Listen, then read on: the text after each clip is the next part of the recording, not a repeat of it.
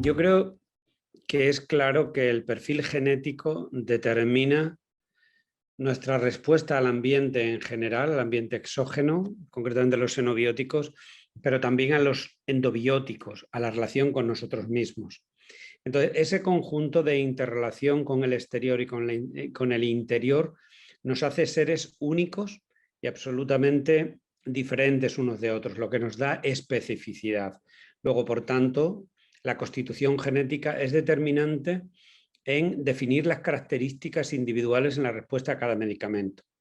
Si hablamos del ambiente, el ambiente está implicado directamente porque la epigenómica vendría en gran parte, estaría relacionada con el ambiente, la metagenómica también, de tal manera que podríamos decir que a través de la genómica el ambiente influye en esa variabilidad individual, pero el ambiente cultural per se también ejerce y hace el individuo absolutamente diferente. Existe la herencia cultural. En determinadas culturas se toman unos determinados alimentos y se tienen unos determinados hábitos de vida que hacen que los individuos respondan de una manera determinada al ambiente que les rodea y a los fármacos en particular.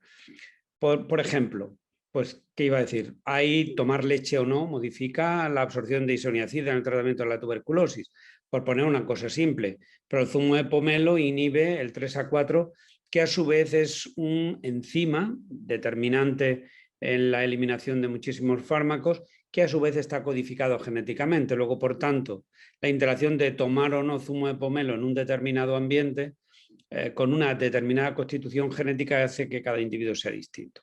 El resumen es: el ambiente es determinante en la respuesta a fármaco y nos hace libres para ajustar nuestra genética a las condiciones individuales. Yo creo que es imprescindible. A ver, si lo hablamos desde el punto de vista moral o ético, todo lo que tenemos juramento hipocrático, si conocemos un factor que puede prevenir el daño, lo que antes llamábamos idiosincrasia, de base hereditaria o genética en este caso, si conocemos cualquier factor que puede prevenir un daño a una persona, debemos utilizarlo. Yo creo que desde el punto de vista moral poco hay que discutir. Si lo hablamos desde el ámbito regulatorio, es decir, de las recomendaciones, de la buena práctica clínica, ahora mismo sobrepasan el 50% de los fármacos de los que ya conocemos un biomarcador genético que nos puede servir para predecir eficacia y toxicidad.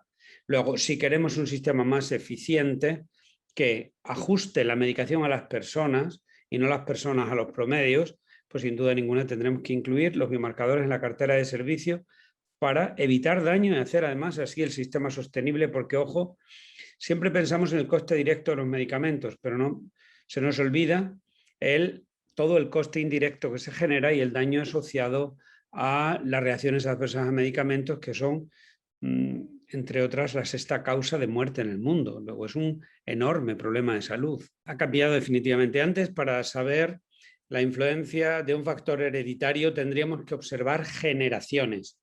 Por ejemplo, el dietilvestrol produce cáncer en las hijas de las madres que lo tomaron. Entonces, era solo la observación clínica y el empirismo el que nos facilitaba la información.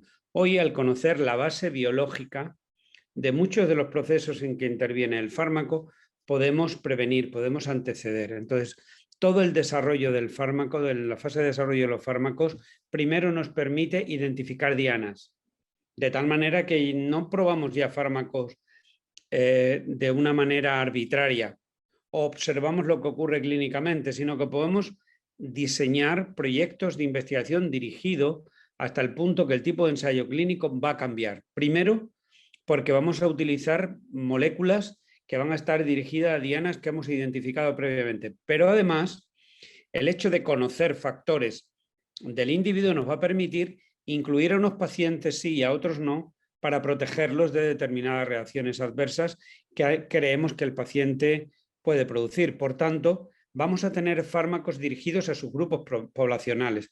Y últimamente suelo utilizar un ejemplo muy sencillo para que la población nos entienda.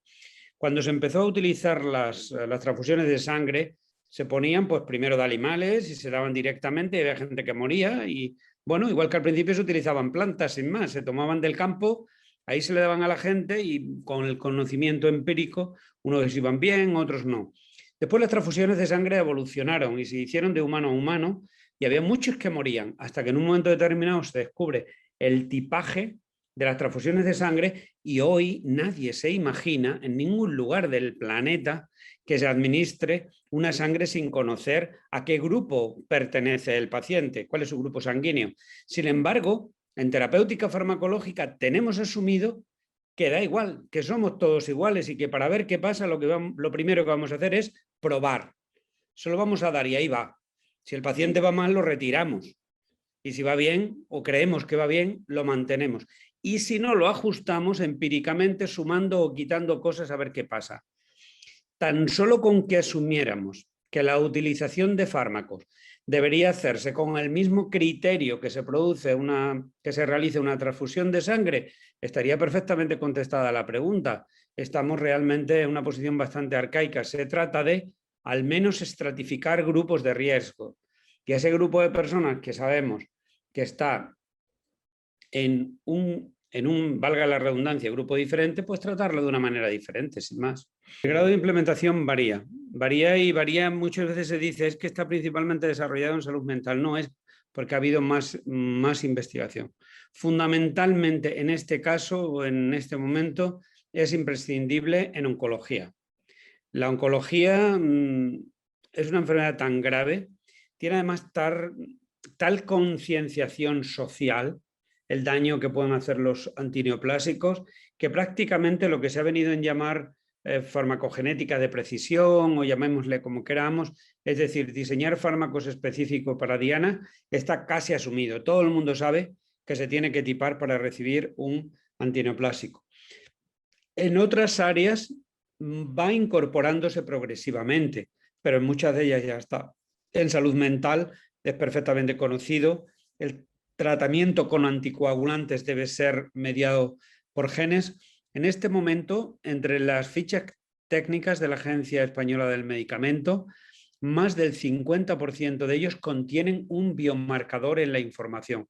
Luego es cuestión de tiempo que empiecen a utilizarse en rutina en la práctica clínica.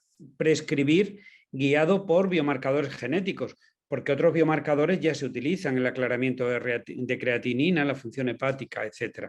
La medicina personalizada, que consiste al final en adaptar el individuo, adaptar la prescripción al individuo y no el individuo al promedio, pasa sin duda ninguna por el conocimiento de la singularidad de cada uno, y la singularidad de cada uno depende de su dotación genética. No existe medicina personalizada sin farmacogenética o farmacogenómica, no tiene ningún sentido. La medicina de precisión sería un término más dirigido a encontrar el fármaco preciso sobre la diana concreta, ajustar la especificidad en la interacción fármaco y diana pasa por los mecanismos moleculares y ahí la genética es base. Es decir, son términos que han ido derivando, pero la base de todo es, al final, personalizar. Si queremos individualizar, hay quien prefiera el término individuo, porque personas somos todos y se supone que el tratamiento debe ajustarse a todos, solo que en vez de hacerlo de una manera empírica o a posteriori, lo que se pretende en farmacogenética es lo contrario, hacerlo sobre un biomarcador objetivado y hacerlo preventivo en estrategias de prevención cuaternaria, es decir, conociendo la especificidad genética del individuo, intentar minimizar es decir, identificar o minimizar la iatrogenia que va asociada a cualquier intervención. O sea, la implementación de la farmacogenética para las estrategias de medicina personalizada es inevitable y es la base. Los retos son muchos, muy diversos. Lo primero, si me permiten, ¿está la población dispuesta a entender que no hay nada que tenga un precio? O sea, tenemos una especie de constructo social que a mí me impresiona. Es decir, hay pocas cosas, todo el mundo sabe que conducir y tomar un auto o tomar un coche implica que hay un riesgo de tener un accidente de tráfico. Y está claro, todo el mundo tiene un seguro y procura no darse un porrazo. Y hay campañas de prevención por parte de la Dirección General de Tráfico en España y de todas las autoridades diciendo, oiga, haga el favor, no tenga accidentes, que por cierto, esto es muy malo para usted, para su familia y muy caro para la sociedad. Sin embargo, por cuanto a los fármacos, se han cubierto una especie de halo mágico misterioso que yo es una cosa que alucino. Todo el mundo cree, socialmente me refiero, que los fármacos no hacen daño. Nosotros podemos vivir como nos dé la gana. comer lo que queramos, beber lo que queramos, maltratar el cuerpo que se nos ha dado y eso sí, cuando tengamos un problema, allí que vamos a la farmacia, por supuesto que no den una receta gratis y con las 3 o 4 pastillas al día lo arreglamos y problema resuelto. Y eso sí, jamás esa pastilla que te tomas te va a hacer nada malo, solo va a resolver tu problema. Tan solo con que la gente entendiera, que yo no sé cómo decir esto más claro, que toda intervención implica un riesgo, implica un daño, o sí, todo, como todo en la vida, si es puro sentido común, hasta no tomárselo, la intención de tomar un medicamento, aunque no contenga el principio activo, puede producir un daño, una reacción adversa, que sería el efecto nocebo. El efecto nocebo existe. Hay gente que sin tomar nada tiene las reacciones adversas. Lo hemos visto en la pandemia, la gente se ha quedado totalmente chocada como diciendo, millones de personas inyectándose una vacuna en este caso, y fíjate que unos cuantos les ha pasado algo. Pues claro, pero si es una cuestión de estadística y la relación de causalidad puede estar establecida o no, es inevitable que cualquier intervención puede conllevar un riesgo. Si uno no parte de la idea de que tomarse cualquier medicamento tiene un potencial riesgo, hablar de cómo prevenir el riesgo o cómo prevenir el daño es algo que no se ha asumido por la población. El gran problema que tenemos en este caso, la gente que nos dedicamos, como en mi caso hace 30 años, a la farmacología clínica como médicos, es recordar que gran parte de los problemas que tratamos en los hospitales en realidad son la consecuencia de la acción bien intencionada que hemos generado intentando predecir un medicamento.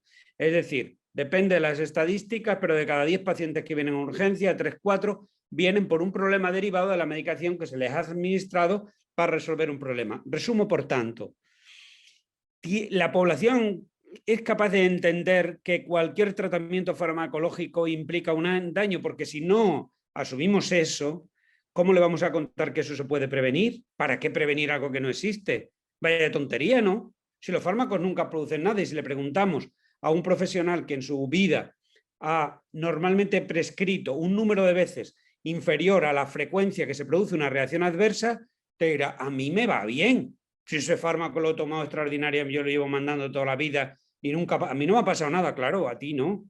Pero tu vida ha dado para prescribir el número de veces suficientes como para para poder identificar o asociar el daño al producto. Entonces, para empezar, y me he ido a la base si quieres, lo más importante es que tanto población como profesionales, como no asuman el problema, todo lo que viene detrás no tiene sentido, a no ser que el coste de los fármacos sea lo suficientemente elevado como para la entidad financiadora, en este caso la industria farmacéutica, asuma que vale, que pierde una parte de mercado y compensa por la elevación de precios que se produce. Entonces, el primer problema es la conciencia, el primer asunto es la conciencia del problema por parte de la población, de los usuarios de los medicamentos y por parte de los profesionales. La segunda barrera es que tenemos un sistema en el que prescribimos tradicionalmente mezclando, fíjense, en España tenemos 30 y tantos mil productos. Bien, a fecha de hoy, cada cual puede prescribir N productos en la cantidad que quiera, como quiera, mezclándolo unos con otros. Es decir, somos capaces de adherirnos a guías clínicas que de alguna manera pongan raíles y hagan que podamos prescribir enfermedades muy graves, sí, pero muchísima patología crónica que tiene miles de mezclas de productos distintos. Luego, por tanto, y segunda barrera, es un problema de prescripción, lo que llamamos antes, a mí no me gusta el término prescripción racional, porque la irracionalidad es difícilmente reversible. Ahora, la prescripción no informada, no orientada, o como queramos llamarle, sí que con información se puede revertir. El segundo problema es que tenemos que mejorar la prescripción. No puede suceder por hacer, suelo utilizar el ejemplo de Extremadura porque es muy gráfico, porque es 1 millón de habitantes.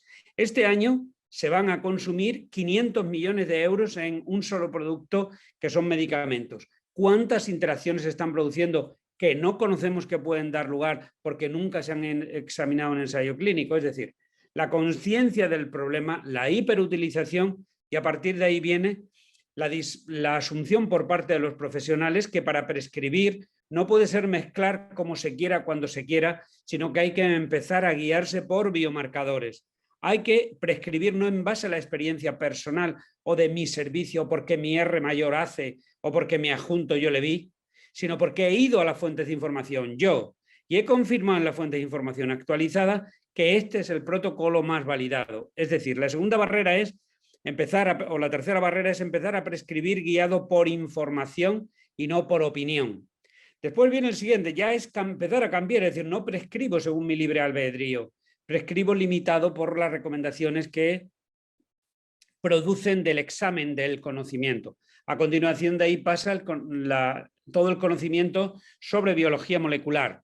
Disponer de estructuras en los hospitales y en los centros de salud que puedan generar información que puede ser útil por parte de los profesionales, y ahora es lo que estamos intentando resolver con el programa MEDEA. Hay que darle herramientas al profesional para que pueda utilizar la farmacogenética de una manera rápida. Es decir, no puede recibir un informe con muchísima información que no sabe cómo utilizar en un momento que tiene poco tiempo. Necesitamos generar una herramienta. En el caso de MEDEA es un Clinical Decision Supporting Tool, es decir, una herramienta que le permita hacer una consulta rápida a aquellos biomarcadores que tendría que utilizar para poder, en el momento de decidir la utilización de un fármaco o no, implementar las recomendaciones que vienen asociadas a un determinado biomarcador farmacogenético. Es decir, hay que trasladar la información al momento de toma de decisiones, y eso pasa por desarrollo de biología molecular en laboratorios eficientes y tal, y conectar la farmacogenética con la salud digital y con las nuevas tecnologías que al final hagan que la persona que toma la decisión, que es el profesional, bien sea médico, enfermeros ahora en algún caso, o cualquier profesional sanitario, farmacéutico, etcétera, pueda interpretar la información disponible para ajustar la medicación. A mí me parece que eso es tremendamente importante. Y por último, corresponsabilidad al paciente. El paciente es responsable de su propia medicación y hay que pactar el tratamiento con él, haciendo que el paciente entienda que hay un daño potencial asociado a cualquier intervención y él tiene derecho a elegir cuál es el riesgo que va a asumir. Tenemos que ir a tratamientos compartidos en que exista una corresponsabilidad entre profesionales y pacientes. Yo creo que ese es el futuro inevitable de la utilización de prescripción guiada por biomarcadores.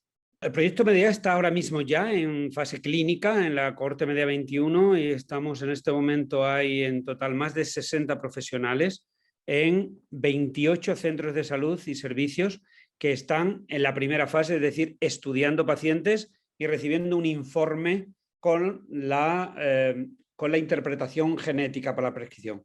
Esta es la primera fase. La segunda será construir una herramienta que haga que el paciente pueda utilizar esa información antes de prescribir. Pues mira, es muy sencillo. Hay especialidades, como por ejemplo salud mental, que el 33% de la población de entrada declara que tiene una reacción adversa. Directamente el paciente, casi sin pruebas objetivas. Si de cada 100 pacientes, 33 tienen una reacción adversa, quiere decir que tenemos un problema importante que tratar. Es decir, estamos cambiando la mentalidad de la población por cuanto de la población y de los profesionales por cuanto a la utilización de biomarcadores. Resultados para saber cuál está siendo el impacto en la utilización del servicio sanitario todavía es pronto porque la fase clínica empezó el día 1 de junio. Llevamos 6-7 semanas de recogida de información. Luego es pronto para hacer análisis de impacto.